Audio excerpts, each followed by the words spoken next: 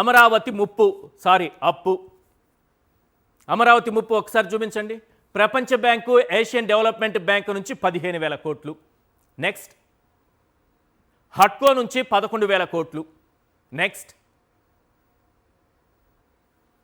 NABFID 7,500 కోట్లు. Next NABARD నుంచి 7,387 కోట్లు. మొత్తం ఎంత అయిందయ్యా అంటే, ఇంకా ఉంది, జర్మనీకి చెందిన కేఎఫ్డబ్ల్యూ 5,000 కోట్లు. నెక్స్ట్ ఏపీపీఎఫ్సిఎల్ 1,500 కోట్లు. సూపర్.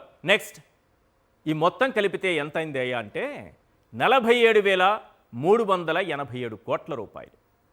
ఈరోజు వరకు మన నెత్తిన ఉన్న అప్పు జస్ట్ 50,000 ఎకరాల్లో మనం కట్టాలి అని అంటేనే చంద్రబాబు నాయుడు గారు దాన్ని 1,00,000 కోట్లు పైన అవుతుంది, 1.5 లక్షల కోట్లు అవుతుంది అని చెప్తున్నారు. ఇప్పుడు అంచనాలు పెంచేశారు కదా, అంటే 1.5 లక్షల కోట్లు అవుతుంది.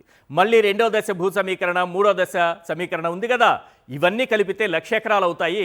1,00,000 ఎకరాలు మనం కట్టాలంటే 2 లక్షల కోట్ల నుంచి 3 లక్షల కోట్లు అవుతుంది. చంద్రబాబు నాయుడు గారి అంచనాల ప్రకారం, ఇప్పుడు ప్రస్తుతానికి ఇస్తున్నటువంటి టెండర్ల ప్రకారం చూస్తే, పోనీ ఇదంతా బాగుంది, ఎక్సలెంట్గా ఉంది, అద్భుతంగా ఉంది, ఎప్పుడు పూర్తి చేస్తారని అడిగితే చిన్న ఎగ్జాంపుల్ చెప్తాను.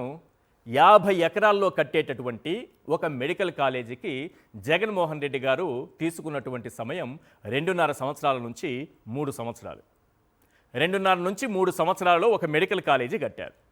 అదే మెడికల్ కాలేజీ మీరు కట్టండి అయ్యా అంటే 25 ఏళ్ళు పడుతుంది అని అంటారు. 50 ఎకరాల్లో నిర్మించేటటువంటి మెడికల్ కాలేజీకి 25 ఏళ్ళు చంద్రబాబు నాయుడు గారికి పడితే, 1,00,000 ఎకరాల్లో కట్టేటటువంటి అమరావతికి ఎన్ని తరాలు అవుతుందో ఆలోచించండి. ఇప్పుడు మనం పెట్టేటటువంటి ఖర్చు 1,00,000 కోట్ల రూపాయలు, అప్పుడు ఎన్ని లక్షల కోట్లు అవుతుందో ఆలోచించండి.